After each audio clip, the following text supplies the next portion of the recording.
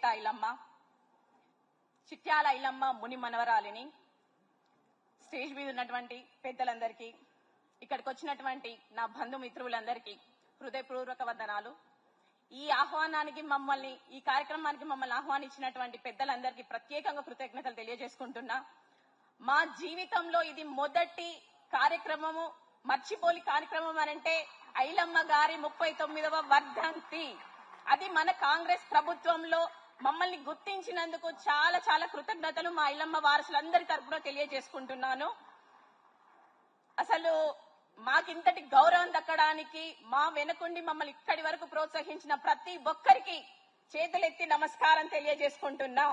ఐలమ్మ అంటే ఒక పోరాటం, ఐలమ్మ అంటే ఒక శక్తి.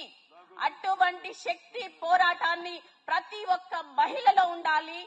అటువంటి పోరాటమైన శక్తి అయినా మన గవర్నమెంట్ మనకు అందిస్తుంది.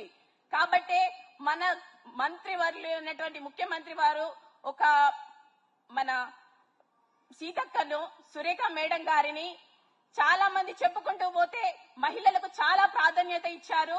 మహిళలు అనంటే దేనిలోనైనా ముందుంటారని మన ప్రభుత్వం మనల్ని గుర్తిస్తుంది. కాబట్టి చాలా కృతజ్ఞతలు తెలియజేసుకుంటున్నాను.